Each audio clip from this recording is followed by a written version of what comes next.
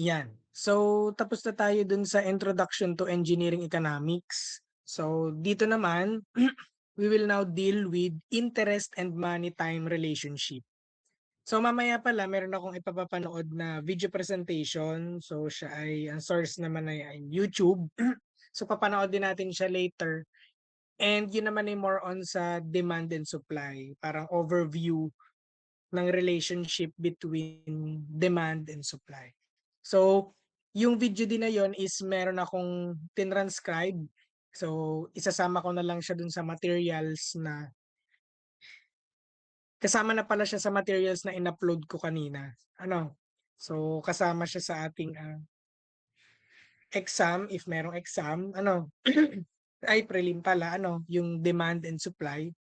So, later na yon. More on yun ay self-explanatory. So this time, we will now go to chapter 2, interest and money-time relationship. So for the introduction, time value of money is the idea that money that is available at the present time is worth more than the same amount in the future due to its potential earning capacity. So this core principle of finance holds that provided money can earn interest, any amount of money is worth more the sooner it is received.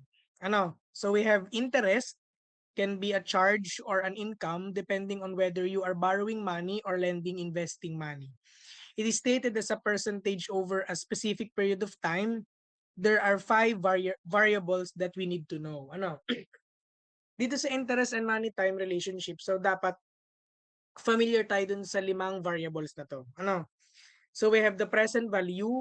So yung present value na yun is, this is the current starting amount. So ito yung amount ng existing na pera mo as of now. Ano? So, ang tawag doon is present value. Your initial investment for your future. So, the money you have in your hand at the present time. So, next, future value. So, future value, this is the ending amount at a point in time in the future. So, it should be worth more than the present value. So, dapat itong future value na ito, mas malaki kaysa sa present value. Ano? Kasi, included na dyan yung na-earn na interest over time, ano, at a certain period. And then the number of periods, this is the timeline for your investment or debts. It is usually measured in years, but it could be any scale of time such as quarterly, monthly, or even daily. So ito ay number of periods. Kung kailan siya i-interest. Ano, kung siya baga ay annually, kung per year o per quarter. So yun yun, number of periods. And then we have the interest rate. So this is the growth rate of your money over the lifetime of the investment. So it is stated in a percentage value such as 8% or 0.08. We have also the payment amount. So these are series of equal, evenly spaced cash flows. Ano? Yun. So dapat familiar tayo dito sa 5 variables ng interest and money time relationship. So before we go to the simple calculations, first we need to know and we need to kailangan nating magkaroon ng knowledge about construction of cash flow diagrams. So what is a cash flow diagram? So cash flow diagram is simply a graphical representation of cash flows drawn on a time scale. So we have yung cash inflows and then cash outflows. So ano ba yung mga cash inflows? So nandyan yung mga receipts, revenues, incomes, and savings generated by project and business activity. So laging pataas yung arrow niya. Ano? Positive cash flow or cash inflow. So lahat ng papasok na pera, ito yung under nitong cash inflows. Ano? Income, receipt, savings, and revenue. Next, cash outflows. So ito naman yung mga costs or disbursements, expenses, and taxes caused by projects and business activity. So nandyan yung mga operating cost, first cost, expense, initial cost. So, ang arrow niya is downward. So, negative cash flow. So, lahat ito ng palabas.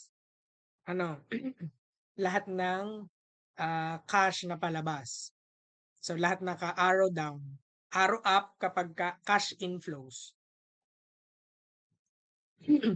Ayan. Next. So, we have, ito yung mga sample cash flow diagram. So, example, a loan of 100 peso at simple interest at 10% will become 150 pesos after 5 years. So, yung niloan mo na 100 pesos, may simple interest yon na 10%. Ano? So, magiging 150 pesos yon after ng 5 years. Ano? So, ang pag-create ng cash flow diagram ay depende sa viewpoint. Kung ikaw ang nagpahiram, syempre yung 100 pesos na yon palabas yon. Ano? Kasi nagpahiram ka eh. So, kaya arrow down yon. So, 100 pesos. And then, nag-i-interest siya ng 10% annually. So, after 5 years, babalik sa'yo yon ng magiging 150 pesos. Ano? So, ganito ang construction kung ikaw ang nagpahiram. Ito ang construction ng cash flow diagram. Dito naman sa kabila, ito naman yung cash flow diagram on the viewpoint of the borrower. Ano? So, kung ikaw yung nanghiram, so syempre, ang 100 pesos, yun ay papasok sa iyo. Ano? Kaya arrow up, inflow siya. And then after 5 years, since kailangan mo siyang bayaran na may interest, so may lalabas sa pera na 150 pesos after 5 years. Ano?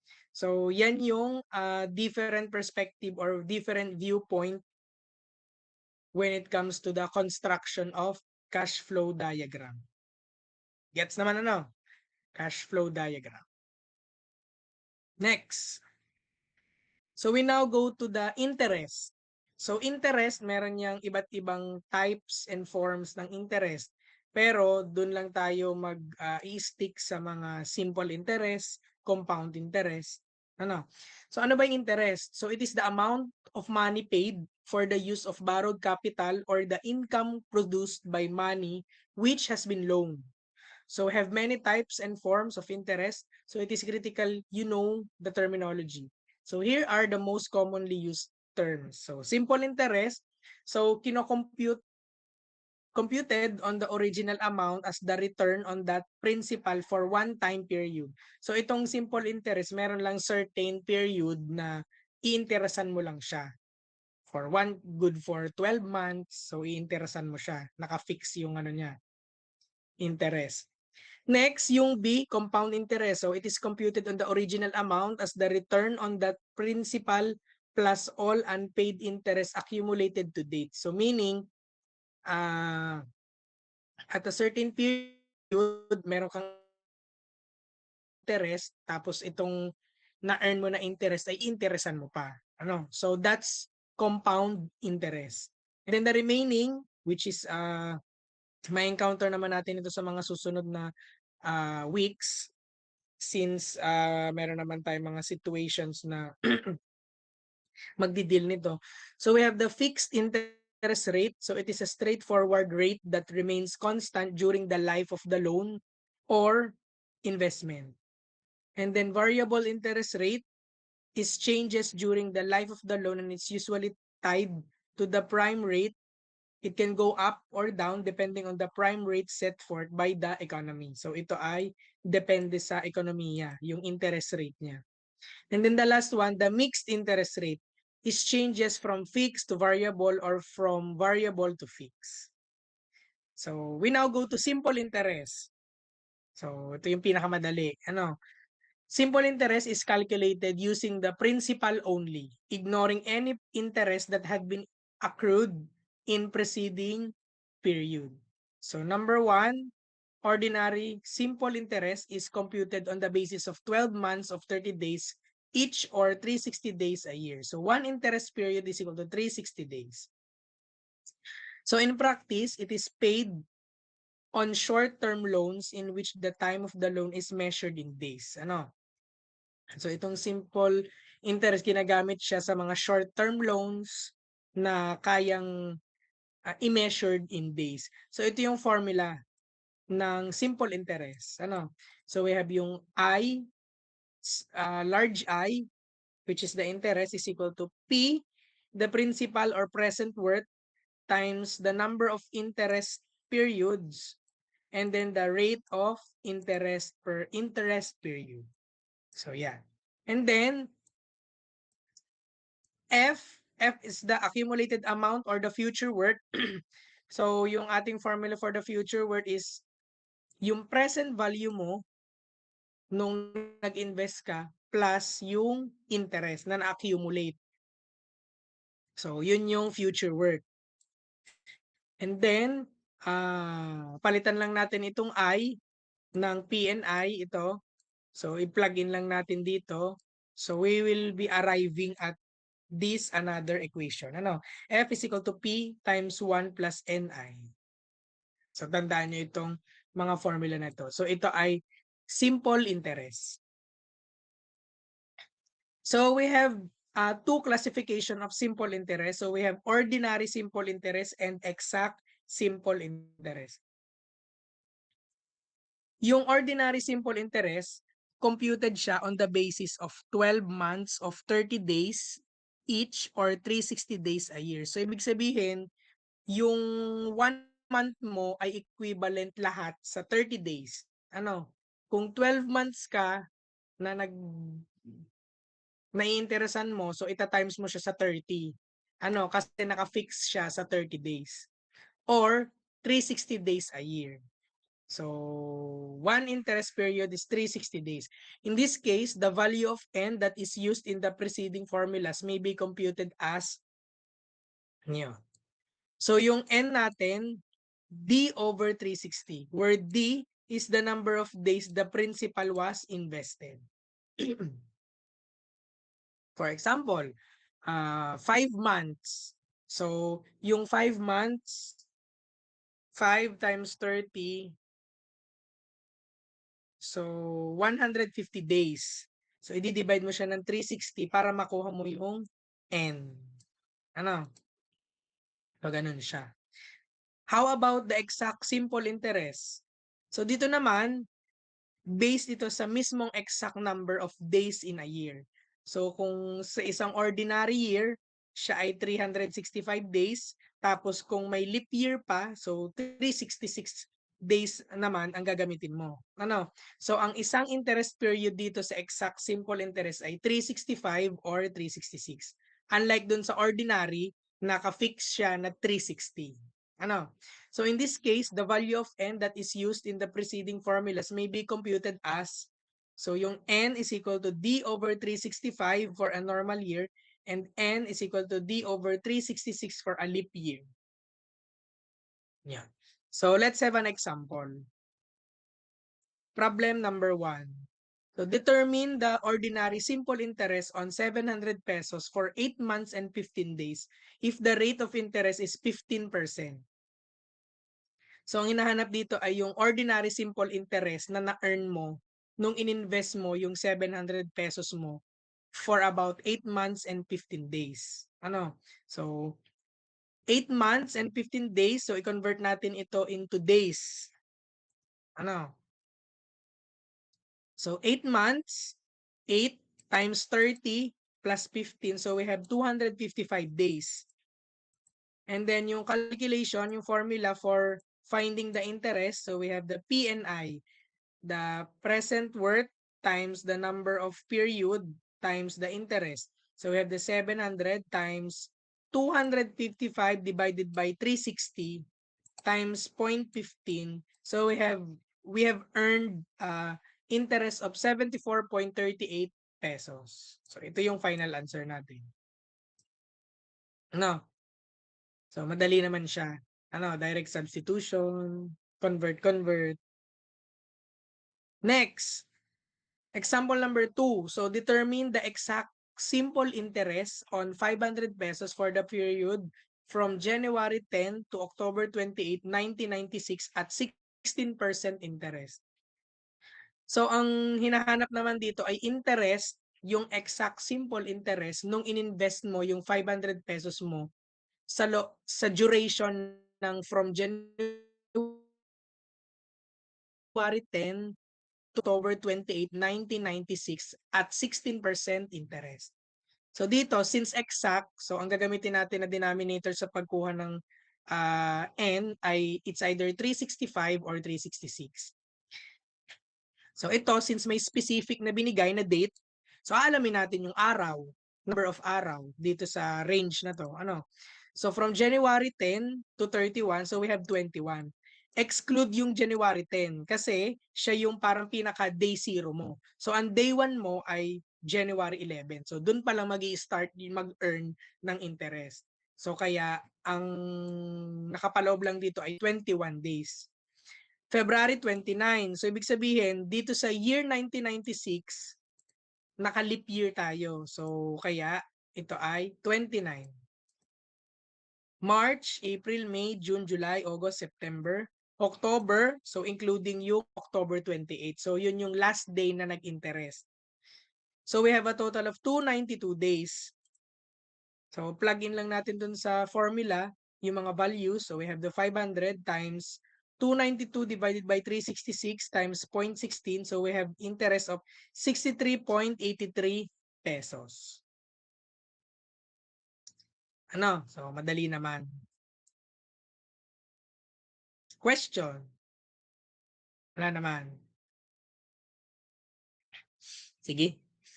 Number 3. So, what will be the future worth of money after 14 months if a sum of 10,000 is invested today at a simple interest rate of 12% per year?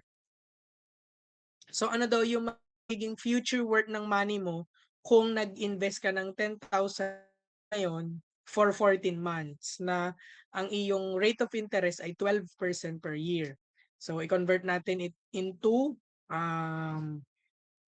meron diyang solution A, solution B. So, pwedeng i-convert natin yung 14 months into days. Yan. So, we have 14 times 30. So, we have 420 days. So, plug in lang natin sa formula ng interest para calculate natin yung interest na ma-accumulate. So, we have 1,400. So, yung future worth mo is equal to present plus yung interest. So, 10,000 plus 1,400. We have answer of 11,400.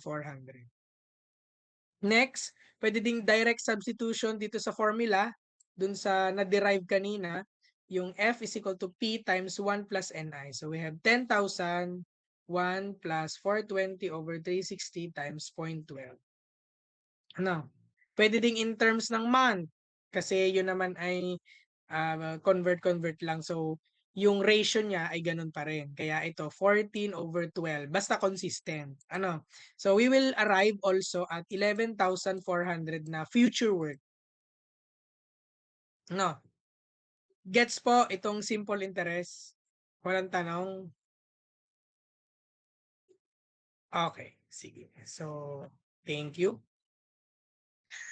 Next, doon naman tayo dumako sa compound interest. So ano ba itong compound interest? So it is calculated on the principal plus total amount of interest accumulated in previous periods. So meaning, dito sa compound interest, interest on top of interest.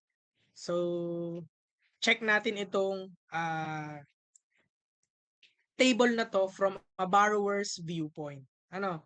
So interest period 1, so 'di ba meron tayong principal. For example, we have 10,000 na principal. And then meron tayong interest na 10%. So si 10,000, ito, i-calculate natin yung interest earned. So 10,000 times 0.10, so we have 1,000. So meron tayong 1,000 dito. So yung amount at the end of the period 1, we have 1,000 plus 10,000. Ano, yung principal plus yung interest na na-earn ko during the first period. Ano? Sa second period, itong 11,000 na na-calculate ko, yun na yung magiging beginning ko dito sa period na to. Ano? So si 11,000, kukunan ko ng interest. Since ang interest natin ay 0.10, so 11,000 times 0.10, we have 1,100 pesos na interest So idadagdag ko yung aking principal na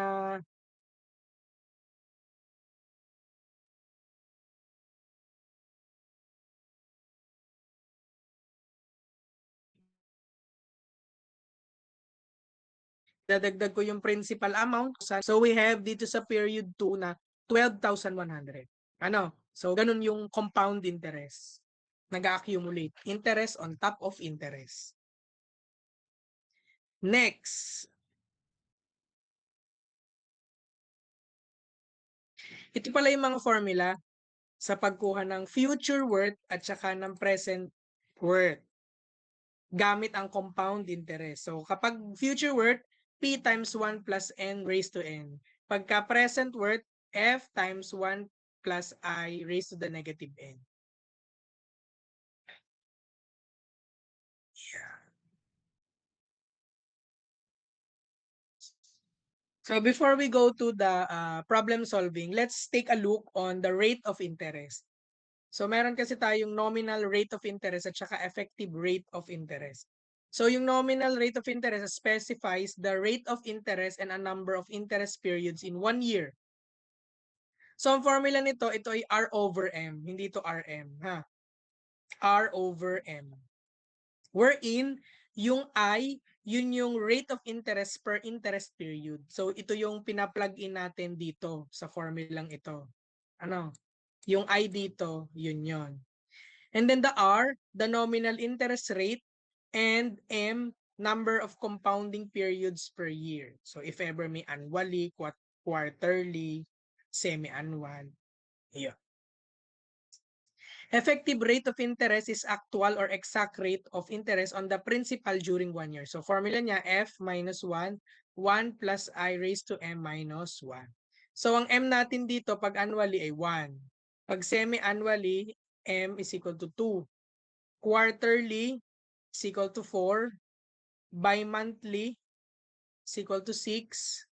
Monthly 12. Semi-monthly 24. Weekly 52. Daily 365. Continuous, syempre, infinite. Ano? Yan. So let's take a look on problem solving. Problem number 1. So if the normal rate of interest is 10% compounded quarterly, what is the rate of interest per interest period? So we have the formula of I is equal to R over M. So 10% divided by 4 kasi quarterly. So we have yung interest na 2.5%. Next, problem number 2. If 1 peso is invested,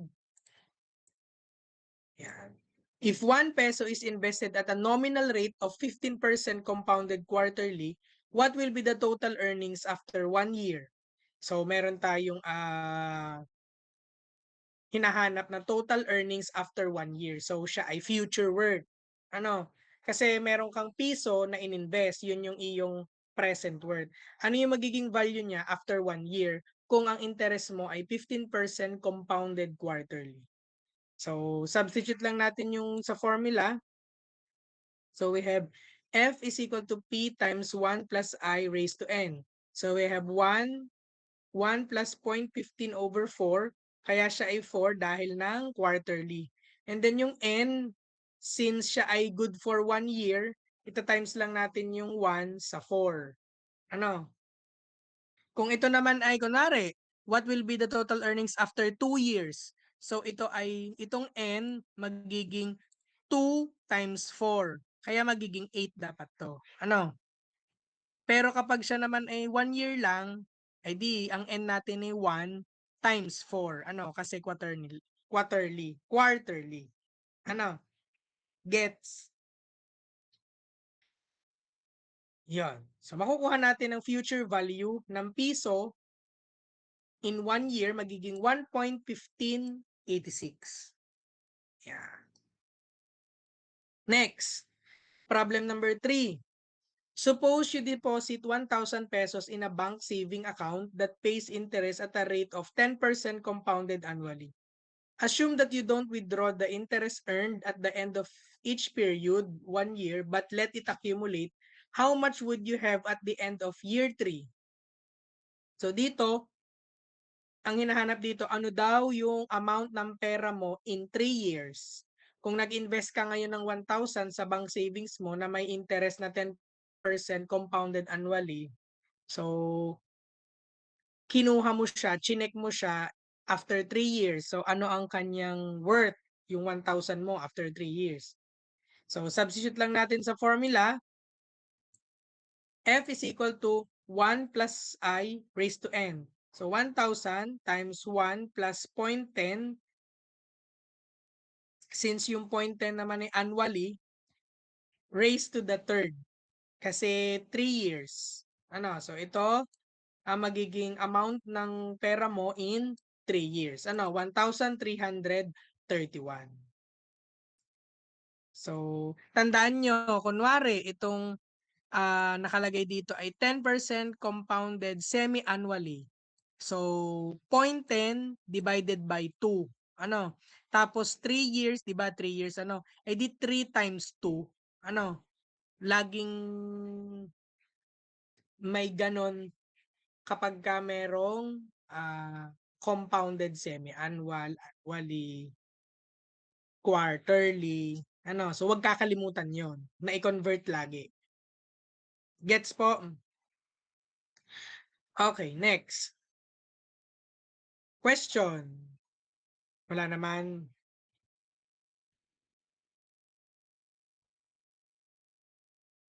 Okay. So, let's proceed to problem 4. So, find the amount at the end of 2 years and 7 months of 1,000 pesos is invested at 8% compounded quarterly and using simple interest for any time less than a year interest period. So, dito medyo nakomplika na. Ano? Pero, huwag kayo masyadong matatakot sa mga words na parang dire-diretso. Ano? So, isa-isahin nyo lang siya. Tapos magigets nyo agad-agad. Ano, basta isa-isahin nyo. Huwag kayong matatakot sa parang diretso na mahaba. So dito, ano daw amount sa dulo ng 2 years and 7 months kung nag-invest ka ng 1,000 pesos at 8% compounded quarterly. Tapos, simple interest naman daw ang gagamitin pagka less than a year. Ano, since ang given dito ay 2 years and 7 months. So, ibig sabihin, may rule dito na kapag ka less than a year, which is yung 7 months, ang gagamitin natin ay simple interest. Ano? So, meaning, yung first year and second year, gagamit tayo ng compounded interest. Gets? So, solution, ito muna yung ating cash flow diagram. Diyan sa problem na yan. Ano? So ito yung ating out, which is 1,000 pesos. Ito yung ininvest natin. So sa loob ng 2 years, meron siyang future worth. And then dun sa 7 months na nakalipas na yon, meron pa ding future worth yon. Ano? Sige. So, i-convert muna natin yung mga nominal rate kasi meron ditong 8% compounded quarterly. So, yun ay nominal. So, i-convert natin siya sa interest. So, we have 8% divided by 4 kasi quarterly. So, we have 2%. And yung N, nagagamitin natin dito since 2 years. So, 2 times 4 kasi nga quarterly. Ano? So, kaya 8 ito. Kaya 2 times 4 is equal to 8. Next, pag simple interest naman, so syempre ang interest niya ay 8%. Hindi siya compounded, ano? Kaya walang divide na kung ano man. Fix siya na 8%. Tapos yung N natin, 7/12. 7 meaning 7 months. Tapos ito, 12 months in a year. Ano? So, kinonvert lang into year. Next. So, yan. Ito na. Amount at the end of the 2 years. So, kailangan alamin muna natin yung future amount ng pera mo na dumaan ng compounded interest. Ano? Sa loob ng 2 years. So, ito yung formula niya. 1,000 times 1 plus 0.02, galing dun sa taas, raised to the 8. Ano? Kasi ito, na-compute natin na n. So, ang amount ng pera mo after 2 years nung nag-compound interest is 1,171.66. And then, yung amount naman at the end of 2 years and 7 months, so 'di ba ito na yung pa 2 years mo. How about sa 7 months, dinagdagan mo pa siya ng another 7 months. So ito na yung magiging present worth mo, ano, as simple interest. 'Di ba sa calculation ng simple interest, meron tayong yung future worth is equal to P times 1 plus NI. So itong 1,171.66 na ito yung magiging P dito. Ano? F lang ang nakalagay para hindi malito at nasa diagram. Ano? So 1,171.66 yung present worth mo in 2 years times 1 plus 7/12 times 0.08. So meron tayong 1,226.34 pesos na pera in 2 years and 7 months. Ano? So nagets po itong pagcha-chop-chop natin from compound interest tapos nag-ano pa tayo ng simple interest. Gets po? Okay. Thank you. Next, so tapos na tayo sa simple interest at saka sa compound interest. So punta naman tayo ng isang mabilisan sa discount and inflation. So discount is the difference between the present worth and the worth at some time in the future. So it is the interest paid in advance. So discount, future worth minus present worth. So rate of discount, it is a discount on 1 unit of principal for 1 unit of time. So ito yung formula niya sa pagkuha ng discount. Ano? So, 'di ba madali lang ano? Formula lang. Tandaan niyo lang yung mga formulas. Example, a man borrowed 5,000 from a bank and agreed to pay the loan at the end of 9 months. So nag-loan ang isang lalaki ng 5,000 sa bangko. Ano? And agreed to pay yung 5,000 na yun at the end of 9 months. So yung bangko, ang requirement nila ay discount. The bank discounted the loan and gave him 4,000 in cash. So what is the rate of discount? So ito yung ating calculation for that. Discount over principal. So ano ba yung pera na na-discount? 1,000.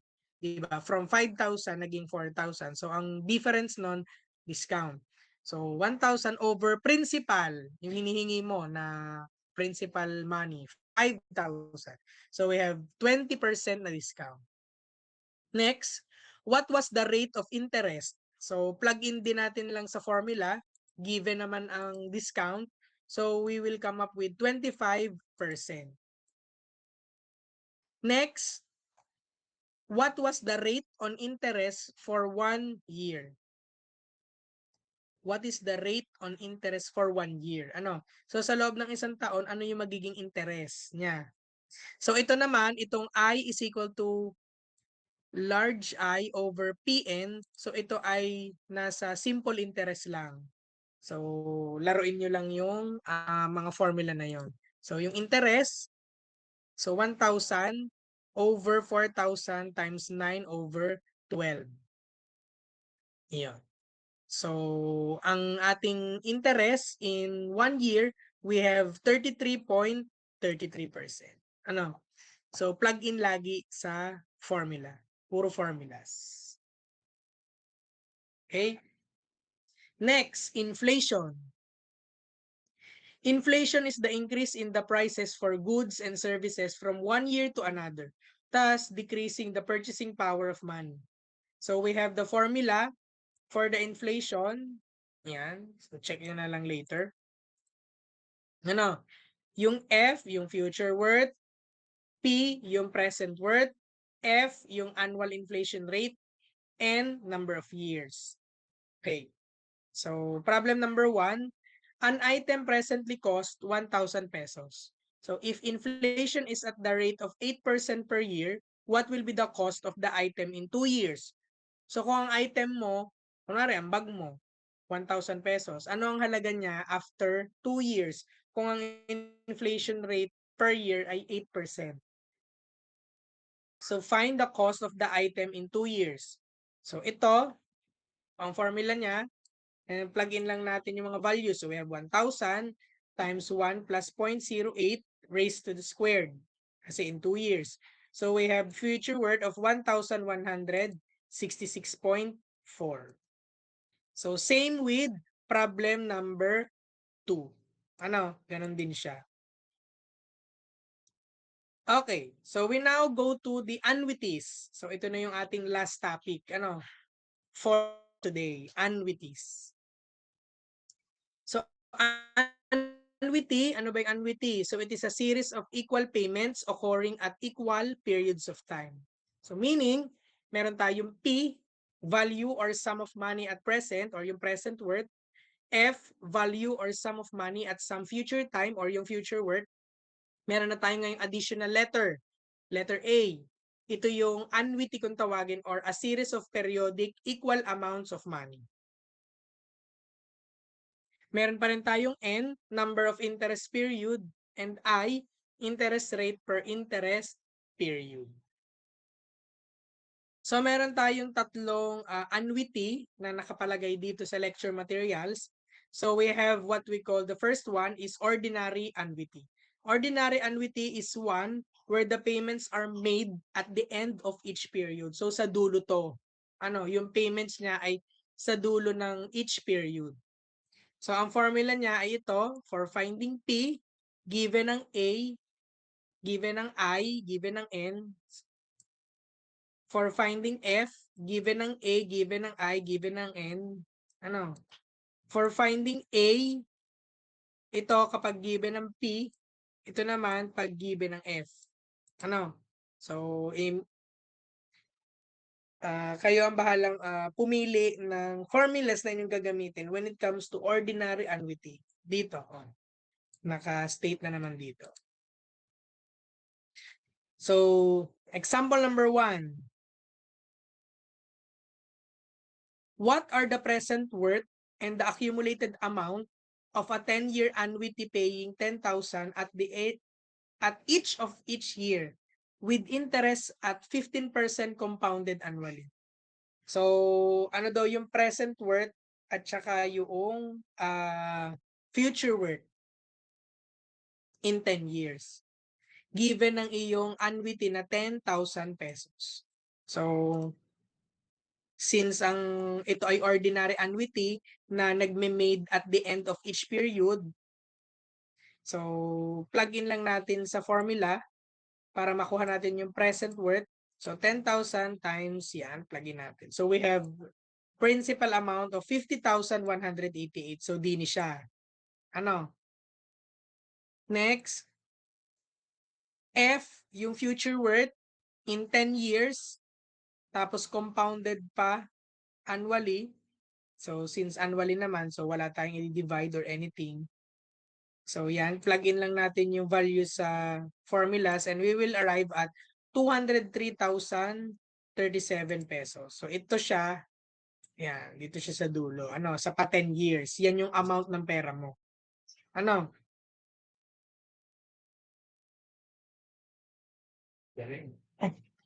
Wait lang po.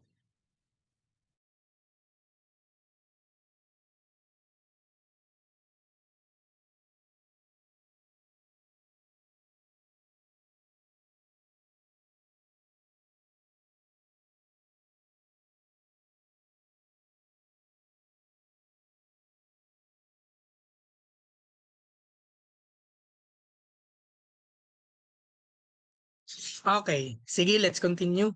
Saan ba yun? Problem number 2. So what is the present worth of 500 pesos deposited at the end of every 3 months for 6 years if the interest rate is 12% compounded semi-annually?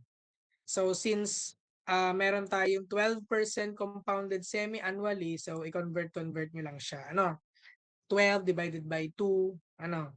So plug in lang dito sa formula and then ganun din we will arrive at present worth of 8,504.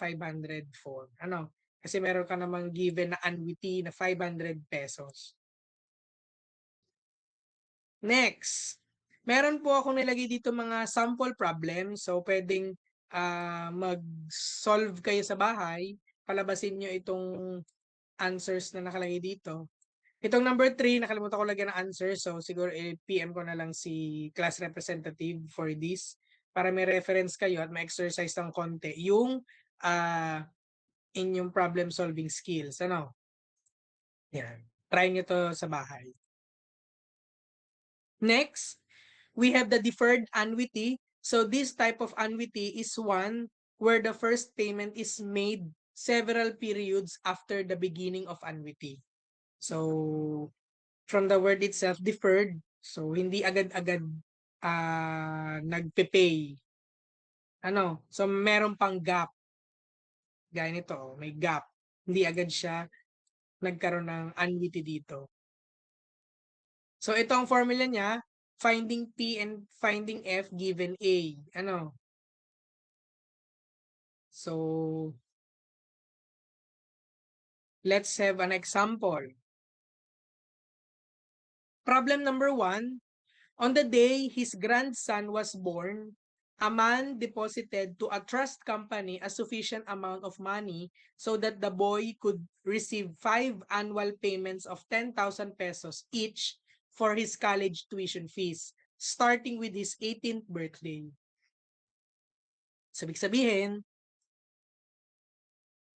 from 0 year to 18th year, so dun pala magi-start yung 10,000 pesos. Ano?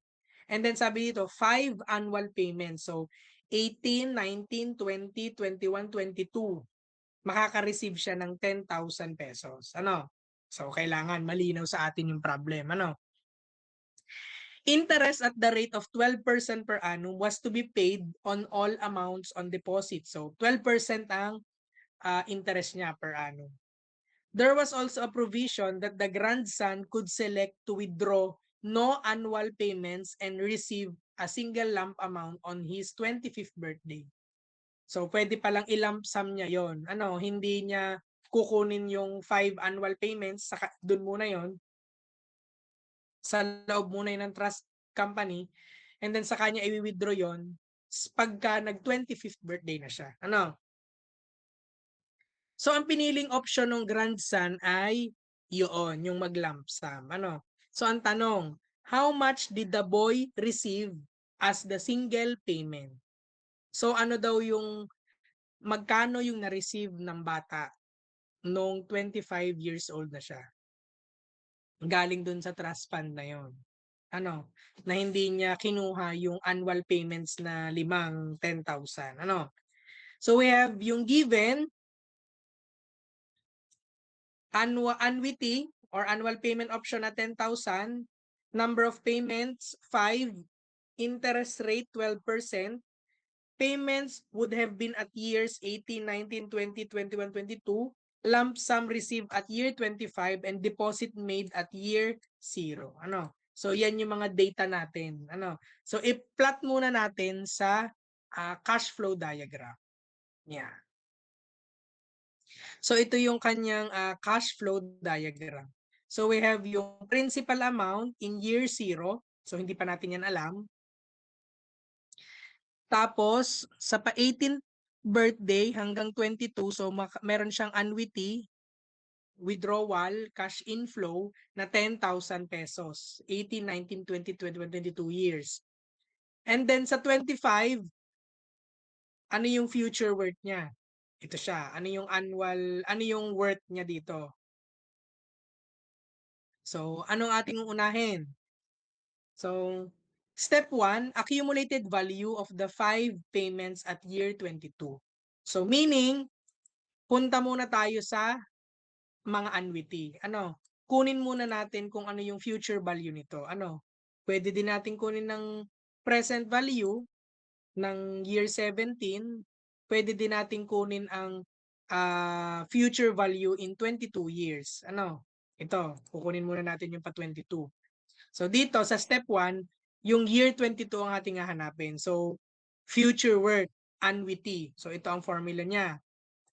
Plug in lang natin yung mga values dito sa formula and then makaka-arrive tayo ng 63,525. So itong 63,000 na ito yung pera mo as of year 22. Ano? So yun yung future worth niya. Next, since meron na tayong future worth ng 22, i-move natin yung amount from 22 to year 25. Ano? So kung ang pera mo sa year 22 ay 63,525, so ito na yung magiging present value mo. Ano? Kunwari 22 years old ka na, ito na yon. Ano naman yung future value niya kapag ka 25 years old ka na? So syempre, in 3 years, ano yon? So, dun lang natin siya i-plug in dun sa formula kanina na compounding interest.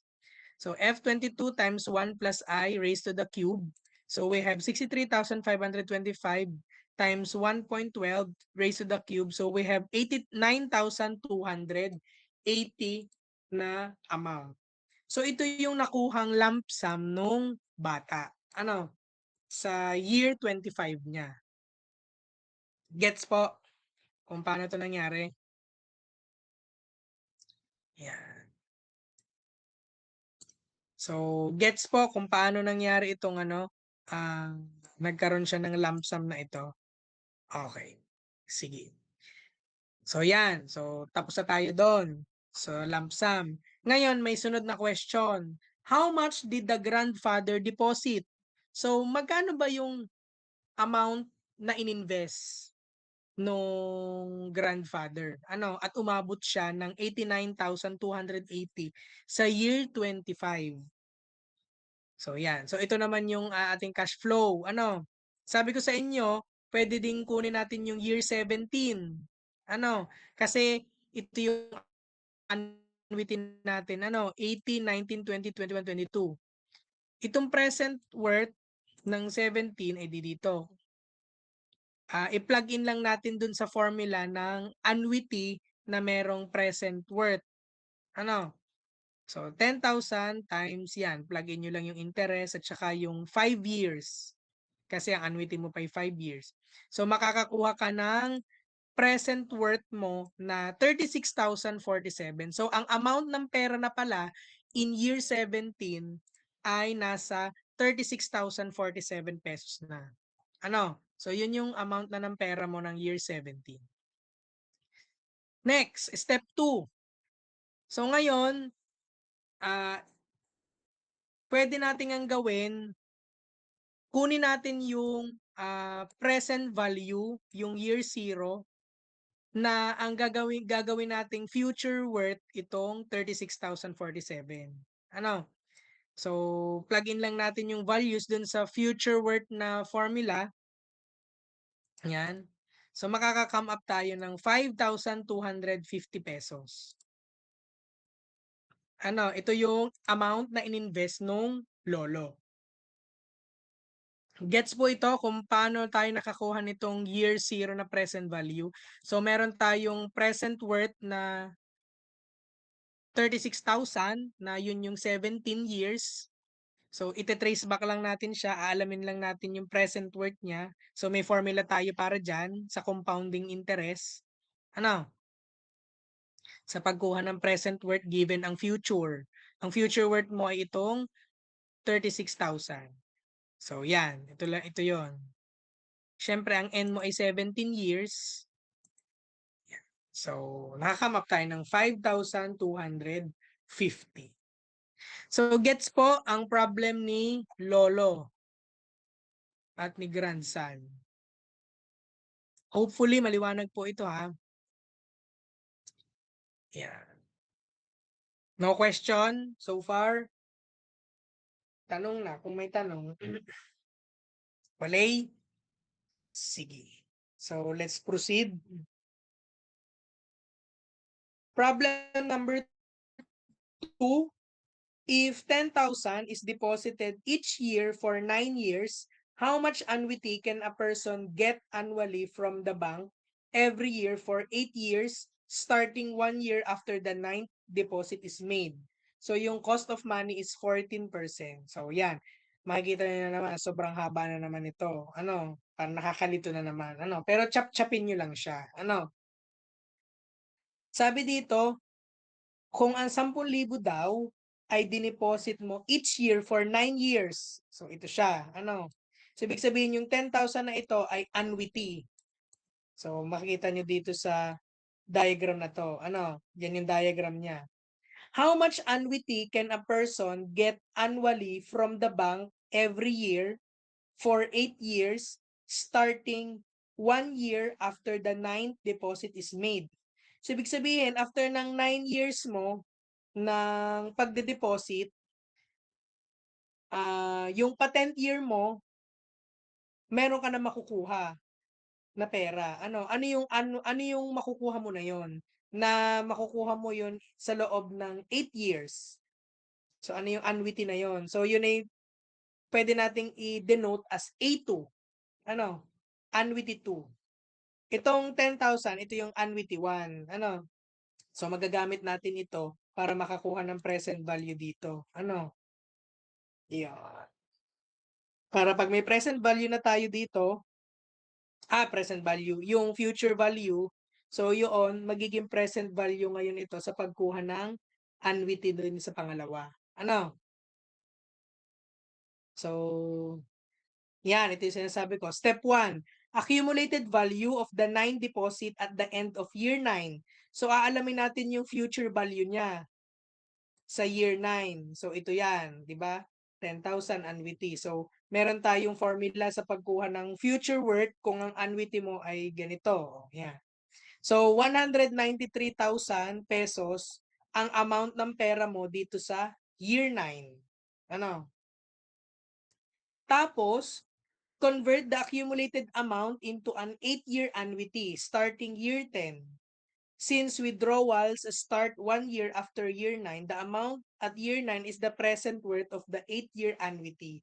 So, itong nakuha mo na ito na ngayon yung present value mo. Ano?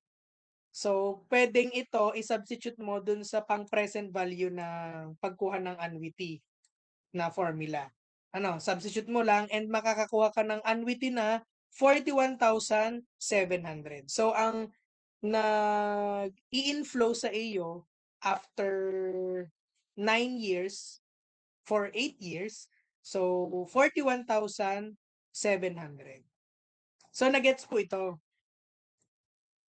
Sana nakukuha po yung parang pinaka-logic kung bakit natin kinukuha yung present worth dito. Yung future worth dito. Ano? 'Di ba itong diagram? Ito yung given na annuity. Dalawa. Yung isa unknown. So para makuha mo yung unknown na annuity dito, sa mga formulas, ano ba yung meron doon, 'di ba? Future at saka present. So dapat makakuha ka ng present value mo dito sa pa 9th year. So para makuha mo yung present value na ito, kailangan i-calculate siya based dito sa given na annuity dito. Na dun sa 9th year dito, future value naman siya nitong annuity na to. Ano? So ganun yung kanyang pagka-calculate at pag-a-analyze. Gets po ito so far? Or questions? Sige. Questions po? Walang questions? Sure? Walang questions? So medyo palalim na ng palalim ang ating mga problem solving, ano?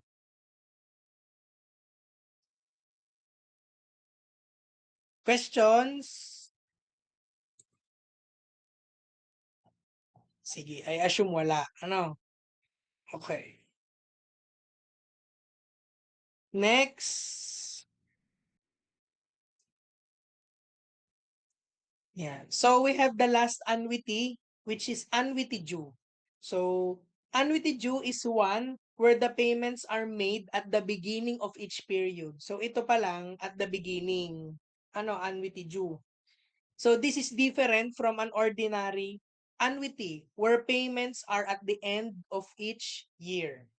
So dito pa lang, unang taon pa lang, binigyan ka na agad. Ano? At the beginning of each period. So ito yung iyong cash flow diagram. Ano? Parang year zero pa lang, meron na. Unlike dito sa ordinary annuity, o, tamo ang deferred. O. Malalaman naman natin kung deferred siya. Ano? Wala agad cash out. Ang ordinary, sa year 1 pa siya. Ano? Dini pa siya magsisimula. Sa year 1. So, yan yung ordinary annuity. So, padulo. Yung isa, year 0 pa lang, meron na agad. Ano? Yeah. So, I hope nakikita nyo yung difference niya. Ano?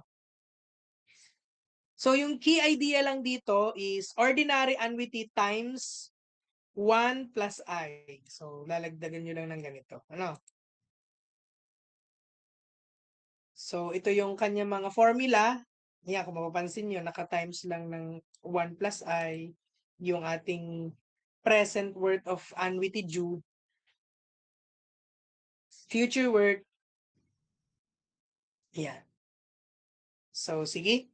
Let's have problem number 1. A man bought an equipment costing 60,000 pesos payables in 12 quarterly payments.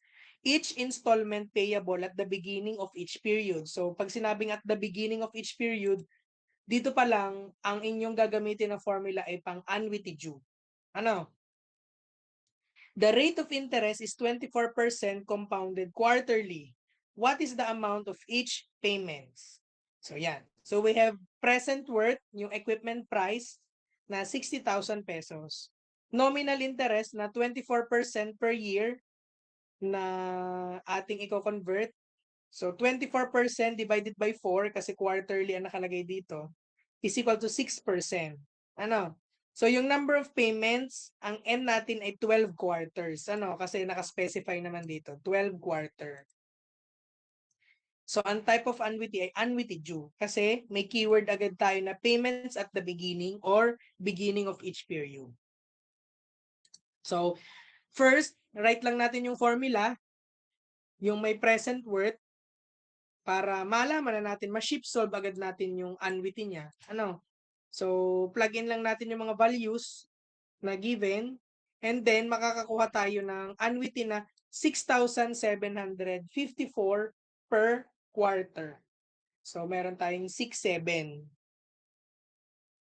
na binabayaran. Ano?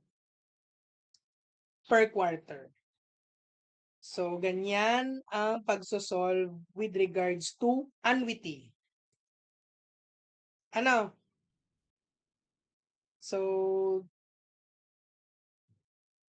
that's it. So, hindi ko na masyado pang pinakahabaan pa kasi marami pa yan. So, next face-to-face na lang. Ano, yung sunod na mga calculation. May information overload kasi pagka sunod-sunod at hinaan. So, yan. Ito naman ay in-upload ko na sa Google Classroom. So, para may reference na po kayo ng pag-aaral. And then, questions po. So far, wala. With regards dito sa calculation ng mga simple interest, compound interest, annuity, discount, inflation. So, walang question. So, ngayon, magkakaroon tayo ng video presentation, which is sa YouTube lang naman siya. Ano? Yan, wait lang. Ito naman ay regarding demand and supply. Wait lang.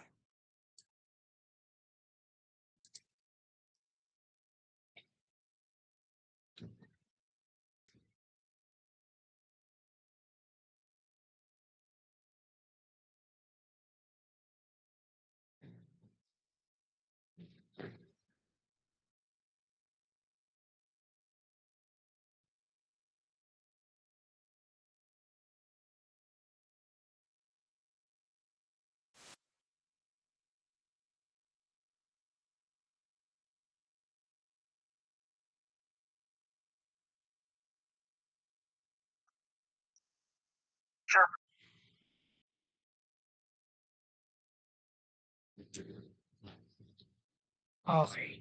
So, wait lang.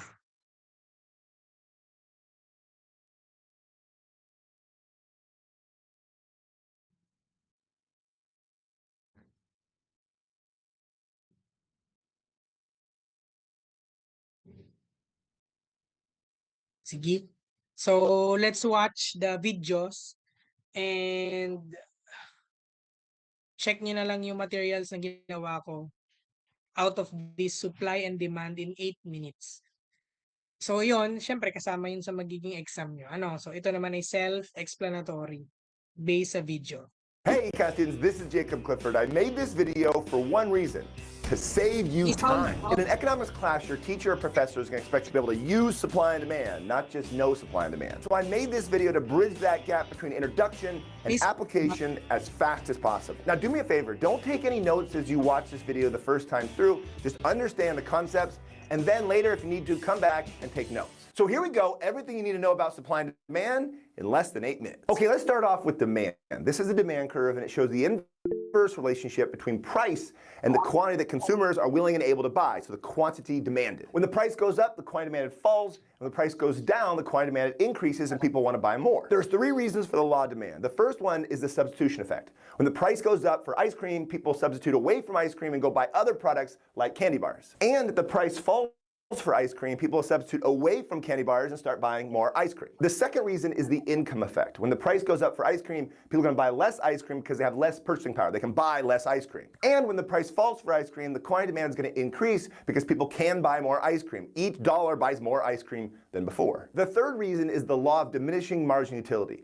As you consume more and more ice cream, you get less and less additional satisfaction or happiness from it. So the price has to fall to increase the quantity that people are going to buy. So if you already bought one ice cream cone, to get you to buy another one, they've got to lower the price. That shows you an inverse relationship between price and quantity and the law of demand. Now notice, when there's a change in the price, that moves along the demand curve. But what if something else changes that causes the demand curve to shift? There's 5 shifters or determinants of demand that cause the demand curve to increase and shift to the right or decrease and shift to the left. The first one is taste and preferences. For example, if it's 100 degrees outside, then the demand for ice cream would shift to the right. But notice, we're not talking about a change in the price of ice cream. The price is staying the same. It's some other factor that's causing demand to go up. People are buying more because it's a hot day outside. And if it was a cold day outside, at every single price, people would buy less because they don't want to buy ice cream because it's freezing.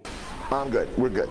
The second shifter is more consumers. So more consumers would increase demand. Less consumers, less buyers would decrease demand. The third shifter is the price of substitutes and complements. Notice this is not the price of ice cream. This is the price of some other good like candy bars. Candy bars and ice cream are substitutes. So if the price goes up for candy bars, people are going to buy more ice cream and the demand curve is going to shift to the right. But ice cream and ice cream cones are not substitutes. They're complements. So if the price goes up for cones, that's going to cause the demand to go down for ice cream. Again, we're talking about the price changing, but not the price of ice cream, the price of some different product that's related to ice cream. The next shifter is income, and it depends on the type of product, because there's normal goods and inferior goods. A normal good is when income goes up, people buy more of it. When income goes down, people buy less of it. But an inferior good is when income goes up, people actually buy less of that product, and when income goes down, people would buy more. Ice cream is probably a normal good, but Top Ramen is an example of an inferior good. When incomes go down, people actually end up buying more of it. The fifth and final shifter of demand is a change in expectation. So if you expect prices to go up in the future, maybe the demand will increase now. So there we go. That's the 5 shifters of demand. And notice the price of ice cream is not on that list. Price moves along the curve. These shift the curve. Okay, we got that. Let's keep going. Now let's switch over to supply. Now this is a supply curve. It shows a positive relationship between price and the quantity supplied. The reason for this has to do with making profit. If the price is low for ice cream, producers don't want to produce very much because they're not going to make very much money.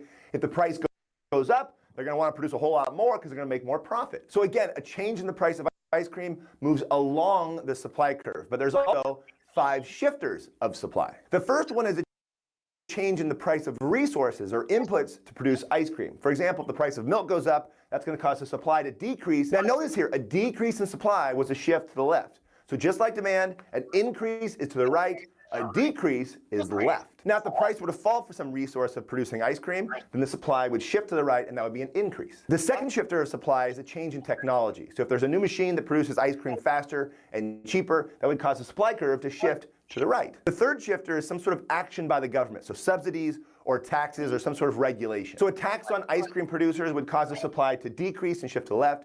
A subsidy, if the government gave them more money to produce more, that would shift it to the right. And some sort of regulation, like limiting the amount of ice cream we could produce, would decrease the supply. The fourth shifter of supply is number of sellers. So if there's less sellers, supply would shift to the left. If there's more sellers, there's more supply, and it shifts to the right. And the fifth and final shifter of supply is a change in expectations. If producers think the price is going to go up for ice cream in the future, maybe they'll hold back supply now and wait to go sell it later. Okay, there we go. Those are the 5 shifters or determinants of supply, showing you why a supply curve might shift to the right or left. But notice, the price of ice cream is not on that list because price does not shift the curve. Don't forget, price doesn't shift the curve. Yar! Thank you. Now we finally have enough to put supply and demand together. We've got a demand curve, now here comes a supply curve, and we can find equilibrium. Economists call this the market clearing price. It's the only price where the quantity demanded equals the quantity supplied. And if there's a change in the price for ice cream, that moves along the demand and the supply curve, changing the quantity and the quantity supplied. This is called disequilibrium. For example, if the price is down here, the quantity demanded is greater than the quantity supplied, and that is a shortage. At this low price, consumers want to buy a whole lot of ice cream, but producers don't want to produce very much, and there is a shortage. But if the price goes up here, the quantity supplied increases, producers want to produce a lot, but at the high price, consumers don't want to buy very much. That means there's a surplus. But really, in a free market, there's no reason for the price to stay up there. If prices are too high, eventually producers are going to start lowering the price, and that'll put us back at equilibrium. And if prices were too low, then consumers would bid up the price of those products until eventually it reaches equilibrium. The point is, unless the government's involved in controlling prices, just assume we're at equilibrium in a free market. All right, now I'm excited. Now we have supply, demand, equilibrium. We can start using that to find out what's going to happen to price and quantity. Okay, here we go. We've got demand and supply at equilibrium. Let's say there's a study that comes out that says ice cream makes you smarter. How is that going to affect the price and the quantity of ice cream? Well, people prefer to be smart, and that means that's going to increase the demand, shifting it to the right. So the price and the quantity is going to increase. But if some studies said that ice cream actually makes you dumber, that would decrease demand, causing the price and the quantity to fall. But what if instead there was some machine that could produce ice cream quicker and cheaper? That would increase the supply because it's affecting production.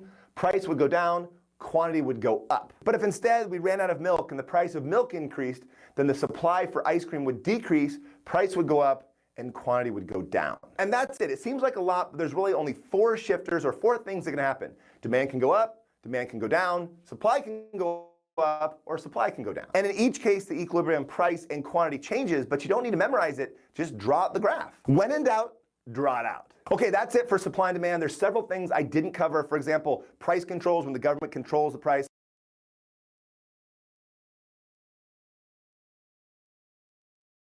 So, yan yung tawag dito, yung video na kailangan nyo malaman, supply and demand. So, ito yung inyong handout. Pin-repair ko na siya.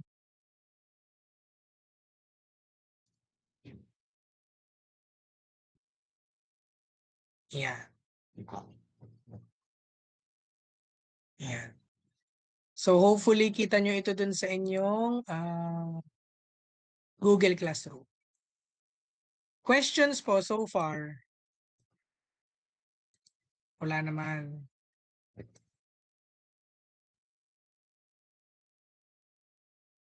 Questions po so far?